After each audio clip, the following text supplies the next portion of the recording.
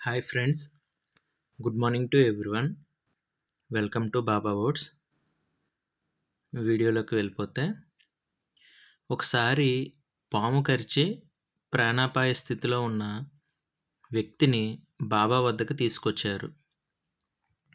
రోగి నొరగలు కక్కుతూ బాధతో మెలికలు తిరిగిపోతూ బాబా బాబా నన్ను కాపాడు అని ఏడుస్తున్నాడు.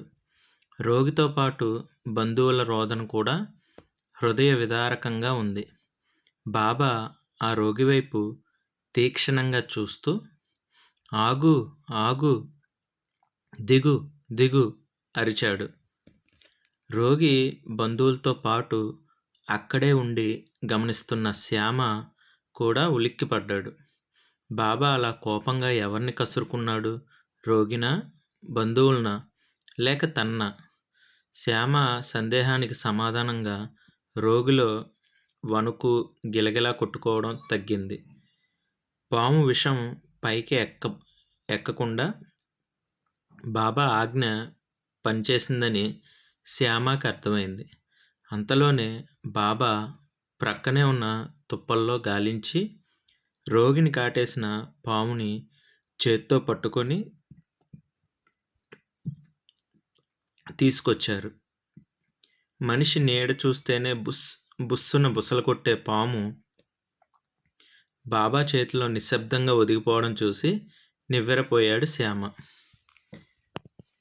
ఏమిటి పకీరు ఉద్దేశం? పట్టుమని 25 ఏళ్ళైనా లేవు, పాములతో చెలగాటమేమిటి? విషం కక్కే పాము ఇతని చేతిలో బిడ్డలా ఒదిగిపోవడానికి ఇతడేమైనా పాముని హారంలాగా ధరించే శివుడా? పాన్పు చేసుకొని పవలించే విష్ణువా? శ్యామ తీవ్రంగా ఆలోచిస్తూ బాబా చర్యలను గమనిస్తున్నాడు విస్మయంగా. బాబా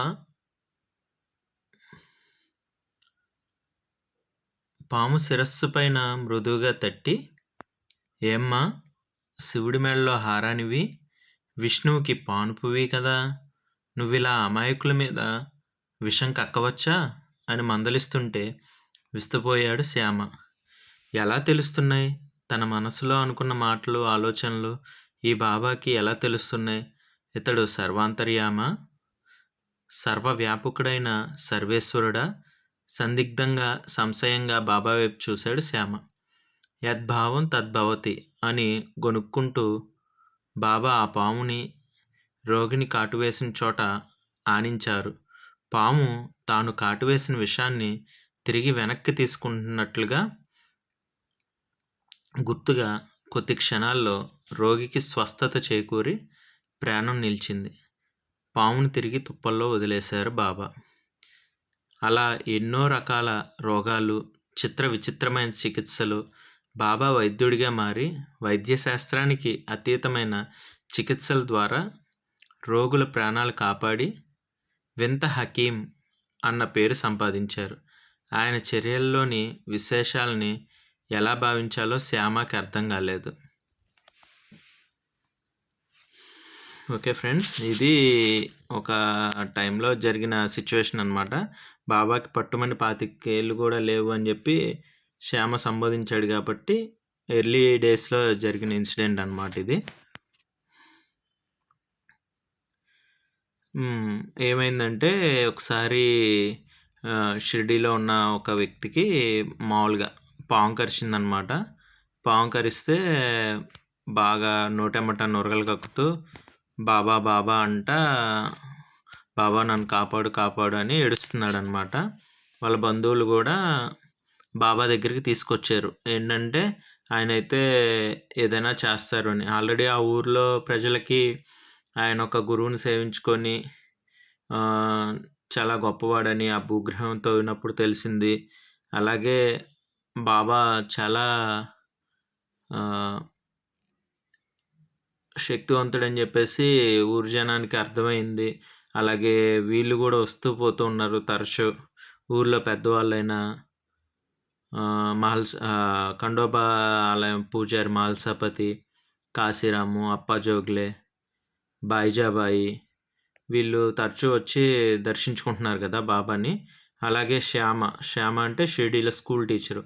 ఆయన గూడా ఒకానొక సందర్భంలో వచ్చి కలిసి అసలు బాబాకేమీ తెలీదనుకున్నోడు ఆల్మోస్ట్ ఇంక బాబా దేవుడితో సమానం అని జెప్పి గుర్తించి, "అయ్యా బాబు నువ్వు దేవుడివయ్యా" అని జెప్పి దండం పెట్టాడు కదా శ్యామ. వీళ్ళు పెద్దవాళ్ళంతా బాబాని రోజు కలుస్తుండడం, ఇవన్నీ చూసి బాబా మీద ఊరు ప్రజలకు ఒక నమ్మకం ఏర్పడిందనమాట. ఆయన భగవంతుడి స్వరూపమని. సో, ఇక్కడ ఆ వ్యక్తిని పాము కరవగానే బాబా అయితే ఏదో ఒకలాగా తగ్గిస్తారని జెప్పేసి బాబా దగ్గరికి తీసుకొచ్చారు. ఆ వ్యక్తి కూడా బాధతో మెలికలు తిరిగిపోతూ బాబా, బాబా నన్ను కాపాడు బాబా అని ఏడుస్తున్నాడనమాట. అంటే కరిచింది పాయిజన్ ఉన్న పాము. విషపాము. విషపాము కరిస్తేనే కదా నోటెమ్మట నొరగలు వస్తా ఉంటాయి. ఓకే. అయితే వాళ్ళ బంధువులు గూడా బాగా బాధపడతా ఉన్నారనమాట. ఇదంతా చూస్తుంటే చాలా హృదయ విదారకంగా ఉంది అక్కడ సిచ్యువేషను. ఇది ఏదో ఒక పర్సనల్‌గా ప్రైవేట్ ప్లేస్‌లో జరిగింది గాదు. పబ్లిక్‌లో అందరి ముందు జరిగిందనమాట ఇది ఇన్సిడెంట్. సో, అది చూస్తున్న వాళ్ళందరికి గూడా చాలా బాధగా ఉంది. ఇతను ఇలా గిలగిలా కొట్టుకోవడం, చుట్టూ బంధువులు ఏడుస్తుండడం. అయితే ఆ టైంలో బాబా ఆ రోగి వైపు తీక్షణంగా చూస్తూ కోపంగా అన్నారంట పెద్దగా, "ఆగు, ఆగు, దిగు, దిగు" అని అరిచారంట పెద్దంగా బాబా. అరిసేలేకి అక్కడున్న బంధువులతో పాటు అదే గమనిస్తున్న శ్యామ కూడా ఒక్కసారిగా ఉలిక్కిపడ్డాడంట. ఏంటి బాబా ఇలా అరుస్తున్నాడు? బంధువుల్ని అరుస్తున్నాడా? అలాగా ఏడుస్తున్నారని జెప్పేసి, లేకపోతే రోగిని అరుస్తున్నాడా? లేకపోతే నన్ను కసురుకుంటున్నాడా? ఎవరిని కసురుకుంటున్నాడా? అని జెప్పేసి శ్యామ ఉలిక్కిపడ్డాడనమాట. ఉలిక్కిపడేలేకి అంతలోకి అతని సందేహం నివృత్తి అయ్యేలాగా ఎవరైతే గిలగిలా కొట్టుకుంటూ వణికిపోతా ఉన్నాడో అతనిలో వణుకు తగ్గిందంట. అలాగా కొట్టుకోవడం, వణకడం తగ్గిపోయింది. అట్లాగే ఎప్పుడైతే బాబా ఆగు, ఆగు, దిగు, దిగు అని అరిసారో పెద్దంగా, ఆ విషం గూడా పైకి ఎగబాకకుండా బాబా ఆజ్ఞ పనిచేసి అట్లా ఆగిందనమాట అని శ్యామకు అర్థమైంది. ఎందుకంటే అతనిలో ఇందాకట్లాగా వణకడం, గిలగిలా కొట్టుకోవడం అది తగ్గిపోయింది. ఆ తర్వాత బాబా ఏం చేశారంటే పక్కనే ఉన్న తుప్పల్లోకి వెళ్ళారంట. వెళ్ళి అక్కడ గాలించి రోగిని ఏదైతే పాము కాటేసిందో దాన్ని పట్టుకొని తీసుకొచ్చారంట. తీసుకొచ్చేలేకి ఇంకా శ్యామకి ఏం చేయాలో ఏం అర్థం కాలేదు. మనిషిని చూస్తేనే బుసలు కొట్టే పాము బాబా చేతిలో నిశ్శబ్దంగా ఏం చేయకుండా ఎందుకుంది అని చెప్పి ఆశ్చర్యపోయాడంట. అసలు ఈ పాముని తీసుకురావడంలో ఈ పకీర్ ఉద్దేశం ఏంటి అంటే, అప్పటికి ఇంకా పకీర్ అనే అంటున్నారు శ్యామ. అంటే ఆ రోజుల్లో అక్కడ ఉండే వాళ్ళని ఇలాగా అన్నీ తెగించి దేవుళ్ళో ఐక్యమైపోతూ అట్లా ఉండేవాళ్ళని స్వామీజీలని, పకీర్లని ఇట్లా అనేవారు. బాబా ఆకారం అది చూసి పకీర్ అని చెప్పేసి పిలుస్తుండేవారు అనమాట. ఆకారాన్ని బట్టి ఆయన వేసుకున్న వస్త్రధారణను బట్టి పకీర్ అని పిలిచేవారు. అసలు ఈ పకీర్ ఉద్దేశం ఏంటి? పట్టుమని 25 ఏళ్ళు కూడా లేవు. ఈ పాములతో ఏంటి ఇతనికి చెలగాటం? అది విషం కక్కే పాము. అది ఇతని చేతిలో అసలు కదలాడకుండా ఉండడం ఏంటి? అని చెప్పేసి అక్కడ జరుగుతున్న వింతను చూసి శ్యామ ఆశ్చర్యపోతూ ఎవరసలు ఇతను? ఇప్పుడు దాకా అయితే దేవుడు, భగవంతుడు అనుకుంటున్నాము. అసలు ఇతన్ని ఎలా అర్థం చేసుకోవాలి? పాముని మెడలో వేసుకున్న శివుడా? శివుడైతే శివుడి మెడలో పాము ఉంటుంది కదా, అది ఆయన్ని ఏం చేయదు అది. సో, అంత తేలిగ్గా పాముని విషం కక్కే పాముని పట్టుకున్నా అంటే ఈయన ఏమన్నా శివుడా? లేకపోతే విష్ణుమూర్తి శేషతల్పం మీద పడుకొని ఉంటారని చెప్పేసి మనకు ఉంటుంది కదా, శేషపాన్పై పవలిస్తాడని చెప్పేసి. సో, ఈయన ఏమన్నా విష్ణుమూర్తా? ఆ పాము ఎందుకు ఏం చేయకుండా మెదలకుండా ఉంది ఈయన్ని బాబాని అని చెప్పేసి ఆలోచించుకుంటా ఉన్నాడంట. ఆలోచించుకుంటూ ఉంటే బాబా ఉండి ఆ పాము శిరస్సు మీద మృదువుగా తట్టి, ఏమో శివుడి మీద ఏమ్మా? ఆ పాము తల మీద పెట్టి, ఏమ్మా శివుడి మెడలో హారానివి, విష్ణువుకి పాన్పువే కదా, నువ్వు ఇలా అమాయకుల మీద విషం కక్కచ్చా అని చెప్పేసి మందలిస్తున్నారంట బాబా పావుని. ఇంకా శ్యామకి ఇంకా అసలు ఏం అర్థం కాలేదు. నేను మనసులో అనుకునేవన్నీ బాబాకి ఎలా తెలుస్తున్నాయి, అసలు ఎలా తెలుస్తున్నాయి బాబాకి అని చెప్పేసి. అంటే ఇంకేనా సర్వాంతర్యామ, మన మనసులో అనుకునేవి కూడా ఈయనకు తెలిసిపోతూ ఉంటాయా, ఈయన అంతటా ఉన్న వ్యక్త అని చెప్పేసి సర్వేశ్వరుడా, సర్వవ్యాపకుడా, సర్వాంతర్యామ అని చెప్పేసి ఆలోచిస్తూ ఉన్నాడంట. ఆలోచిస్తూ బాబా వైపు ఇలా చూశాడంట. చూస్తే బాబా ఎప్పట్లాగే యద్భావం తద్భవతి, నువ్వు ఎలా అనుకుంటే అలాగే ఉంటుంది, అలాగే నేను నీకు అగుపిస్తాను అని చెప్పేసి గొనుక్కుంటున్నారంట బాబా. గొనుక్కుంటూ ఆ పాముని తీసుకెళ్ళి రోగిని కాటు వేసిన చోట ఆంచారంట. ఎక్కడైతే కాటు అయితే ఉందో అక్కడే ఆంచారంట. పాము తాను కాటు వేసిన విషాన్ని తిరిగి వెనక్కి తీసుకుంటున్నట్లుగా గుర్తుగా కొద్ది క్షణాల్లో రోగి మళ్ళీ నార్మల్ అయిపోయాడంట. ప్రాణం నిలిచిందంట. పాముని మళ్ళీ తిరిగి తుప్పల్లో వదిలేశారు బాబా. అలా ఎన్నో రకాల రోగాలు, చిత్ర విచిత్రమైన చికిత్సలు, బాబా వైద్యుడిగా మారి వైద్య శాస్త్రానికి అతీతమైన చికిత్సల ద్వారా రోగుల ప్రాణాలు కాపాడి వింత హకీం అనే పేరు సంపాదించుకున్నారు. ఆయన చర్యల్లోని విశేషాలని ఎలా భావించాలో శ్యామకు అర్థం కాలేదు. శ్యామకే కాదు, ఇది వింటున్న నాకు కూడా అర్థం కాలేదు. ఇది సైన్స్కి కొత్త రూపం కింద చేశారు అని చెప్పేసి ఇక్కడ వివరిస్తున్నారు బాబా సచ్చరిత్రలో.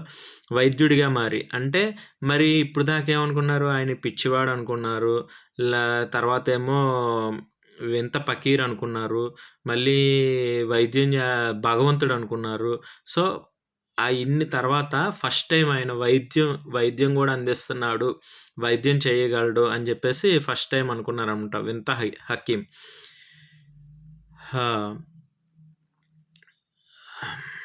ఇప్పుడు పాము కరిచింది, జనరల్గా ఇప్పుడు రోజుల్లో అయితే ఏం చేస్తాము, పాము కరిచిన వెంటనే అది మామూలు పాము విషపామే చూస్తాము. మామూలు పాము అయితే ఎటువంటి లక్షణాలు ఉండవు, చిన్న టీటీ ఇంజెక్షన్ చేయించుకుంటే సరిపోద్ది.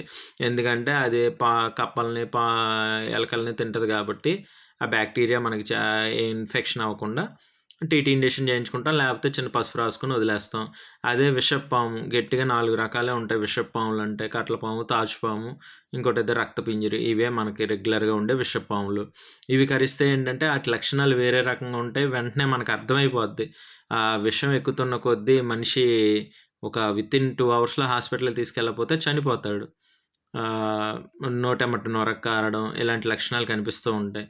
సో హాస్పిటల్కి తీసుకెళ్తే యాంటీవెనమ్ ఇస్తారు. మనిషి మళ్ళీ వితిన్ 2 అవర్స్లో కనుక యాంటీవెనమ్ ఇస్తే మనిషి మళ్ళీ నిదానంగా కోలుకొని విషం విరిగిపోయి నార్మల్ అయిపోతాడు. ఇది మన ఇప్పుడు ప్రస్తుతం రోజుల్లో జరిగే చికిత్స సైన్స్ ద్వారాగా. ఇంకా మంత్రాలు అవి అంటారు, నాటు వైద్యం అంటారు. నాటు వైద్యం వరకు అంటే వాళ్ళు ఏమన్నా అక్కడ అప్లై చేస్తే ఔషధం అంతవరకు ఓకే. మంత్రాలు ఇవి ఏం లేవు, అవంతా కరెక్ట్ కాదు.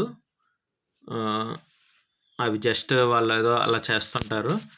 నాటు వైద్యం కూడా పాము విషయానికి అంత కరెక్ట్ కాదు. ఇప్పుడు అడ్వాన్స్డ్ సైన్స్ వచ్చింది కాబట్టి హాస్పిటల్కి తీసుకెళ్ళి యాంటీవెనమ్ తీసుకుంటే చాలు, సరిపోతుంది, ప్రాణం నిలబడుతుంది. ఓకే. కానీ ఇక్కడున్న షిరిడీలో సిచ్యువేషన్ ఏంటి, ఆ రోజుల్లో బాబా ఉన్నారు కాబట్టి బాబా దగ్గరికి తీసుకొచ్చారు. ఇంక ఇతను చచ్చిపోతాడు, విషం కళ్ళపాము కరిచింది, నోటెమ్మటి నొరగలు కూడా వస్తున్నాయి, మనిషికి ఇలాగ కొట్టుకుంటున్నాడు, బాబా దగ్గరికి తీసుకొచ్చారు. బాబా దగ్గర తీసుకెళ్తే బాబా ఏమో ఇంకా ఆయన ఎలా అర్థం చేసుకోవాలి, అందుకే ఇంతలా వివరిస్తున్నాను. బాబాని ఎలా అర్థం చేసుకోవాలి, ఆయనకి ప్రకృతి ఆయన కంట్రోల్లోకి వచ్చేసింది. ఆయన గురువుగారి పుణ్యం వల్ల, ఆయన చేసుకున్న తపస్సు వల్ల ఆయనలో భగవంతుడు ఉండిపోయాడు. అయినా కూడా ఆయన సాధారణ మనిషిలాగే ప్రవర్తిస్తూ ఉంటాడు, వింత వింతగా ప్రవర్తిస్తూ ఉంటాడు. సో బాబా దగ్గరికి వాళ్ళు ఎంతో నమ్మకంతో తీసుకొచ్చారు. ఆ నమ్మకం వమ్ము పోలేదు. రాగానే బాబా రోగి వైపు చూస్తూ ఆగు ఆగు దిగు దిగు అని చెప్పి అరిశారు. అరవగానే పాము విషయం ఇంకా పైకి ఎక్కబాకుండా నార్మల్ అయింది. మనిషి కొంచెం కొంచెంగా వణకడం అది తగ్గిపోయింది. ఆ తర్వాత తుప్పల్లోకి వెళ్ళి గాలించి ఆ పాముని తీసుకొని వచ్చి, ఏదైతే పాము కరిచిందో ఆ పాముని తీసుకొని వచ్చి దాన్ని పట్టుకొని "ఏమ్మా శివుడి మెడలో హారానివి, విష్ణువుకి పానుపువి గదా! నువ్విలా అమాయకుల మీద విషం కక్కచ్చా" అంటూ దాని తల మీద నిమిరి ఎక్కడైతే ఆ పాము కరిచిందో అక్కడ దాన్ని తీసుకెళ్ళి ఆంచారంట పావుని. అది కూడా అలాగే ఆ విషయాన్ని రివర్స్‌లో వెనక్కి తీసుకుంటున్నట్టు గుర్తుగా కాసేపు తర్వాత ఏమైందంటే నార్మల్ అయిపోయాడు మనిషి. ఓకే. ఎప్పుడైతే మనిషి నార్మల్ అయిపోయాడో ఆ పావుని తీసుకెళ్ళి తుప్పల్లో వదిలేశారనమాట బాబా మళ్ళీ. మొత్తానికైతే ఇక్కడ వచ్చిన వ్యక్తి హ్యాపీ. ఆయనకి ఆ పాము విషం నుండి విరుగుడు జరిగింది. బంధువుల సమక్షంలో జరిగింది. శ్యామ సమక్షంలో జరిగింది. అందరి ముందు జరిగింది. సో, పబ్లిక్‌లో జరిగింది. సో, చూస్తున్నోళ్ళంతా ఆశ్చర్యంగా చూడడం తప్ప ఇంకేం లేదు. శ్యామ ఏం మనసులో అనుకున్నా అది బాబాకి తెలిసిపోద్ది. కాబట్టి ఆ 2 మాటలు కూడా వచ్చినాయనమాట అక్కడ. ఇక అయితే పాము విషాన్ని తొలగించారు గదా బాబా! సో, ఆయన్నేమనుకున్నారంటే వైద్యుడు. ఎందుకంటే ఇలాంటివి జరిగినప్పుడు మనం హాస్పిటల్‌కెళ్తాం. అక్కడ ట్రీట్మెంట్ చేస్తారు. అదృష్టం బావుంటే తక్కువ టైంలో గనక మనం తీసుకెళ్తే మనిషి బతికే ఛాన్సెస్ ఎక్కువుంటాయన్నమాట. సో, ఇతన్ని కాపాడాడు గాబట్టి పాము విషం నుంచి నయం చేసి బాబాని ఇక్కడ వైద్యుల్లాగా భావించారు. కానీ వింత పద్ధతిలో చేశాడు గాబట్టి ఈయన్ని వింత హకీం అనుకున్నారు. అప్పుడు దాకా ఏమనుకునేవారంటే వింత ఫకీర్ అనుకునేవారు. ఇప్పుడేమో వింత హకీం అని జెప్పేసి అనుకున్నారనమాట. అయితే ఇట్లాగా ఇప్పుడు పాము కరిచింది. పాము కరిచినప్పుడు యాంటీ వెనమ్ ఇచ్చి కట్టుకట్టి వైద్యం జేస్తారు. ఇలా కాకుండా పోయి ఆ పామునే తీసుకొచ్చి, ఆ విషాన్ని వెనక్కి లాగించి, మళ్ళీ ఆ పాముని వదిలేసి, అలా రోగిని కాపాడడం వింత కాదా? సో, ఇది వైద్య శాస్త్రానికే అతీతంగా ఉంది గాబట్టి ఈయన్ని వింత హకీం అనుకున్నారు. అసలు ఇలా చేయడాన్ని ఎలా భావించాలో శ్యామకి అర్థం కాలేదనమాట. ఓకే. ఇది జరిగింది. అందరి ముందు, అందరి సమక్షంలో జరిగింది. ఆ టైంలో బాబాకి పట్టుమని 25 ఏళ్ళు గూడా లేవంట. శ్యామ మాటల్లో చెప్పడం జరిగింది. ఆ పామనేది అసలా ఆయన చేతిలో కదలాడకుండా ఎందుకుందో గూడా అర్థం కాలేదు శ్యామకి. సరే, ఇక్కడ ఇంకో రకంగా కూడా మనం అర్థం చేసుకోవచ్చు. అసలు బాబా తలుచుకుంటే ఆయన ప్రకృతి ఆయన అధీనంలో ఉంది. భగవంతుడు ఆయనలో ఉన్నాడు. అసలా ఒక్కసారి ఇట్లాగ ఏదో మహిమ చేసినట్టుగా ఇట్లా చేయేసి తగ్గించేయొచ్చు కదా! ఆయన కాపాడొచ్చు కదా! ఈ ప్రాసెస్ అంతా ఎందుకు? పాముని తీసుకొచ్చి రివర్స్‌లో చేసి ఇదంతా చేయడం ఎందుకు? మనిషికి, భగవంతుడికి మధ్యలో ఒక వింత కింద ఈ కార్యం అయితే జరిగింది. అంతవరకైతే అర్థమవుతుంది. ఇంకా అంతకు మించి లోతుగా వెళ్ళాలని కూడా అనుకోవట్లేదు. ఎందుకంటే బాబా పెర్ఫెక్ట్ గాడ్, లివింగ్ గాడ్ అని ఆల్రెడీ మనకి అక్కడ జరుగుతున్న చర్యలు బట్టి అర్థమైపోయింది. సో, ఇంకా ఏం చెప్పాలంటే బాబాయే ఒక పుస్తకం. బాబాయే ఒక వైద్య శాస్త్రం. బాబాని అర్థం చేసుకోవడం తప్ప మనం ఏం చేయలేము. బాబాని మనం సైన్స్‌కి కంపేర్ చేయలేము. బాబాని ఎడ్యుకేషన్ సిస్టమ్‌కి కంపేర్ చేయలేము. వీటన్నిటికి అతీతం అనమాట బాబా. బాబాని గూడా పెట్టుకుంటే ఒక జ్ఞానవంతుడు, భగవత్ సాక్షాత్కారం పొందిన వ్యక్తి. అది ఒరిజినల్. ఇంక వీళ్ళు అనుకునేయన్నీ ఉత్తిత్తి మాటలు. అయి కరెక్ట్ కాదు.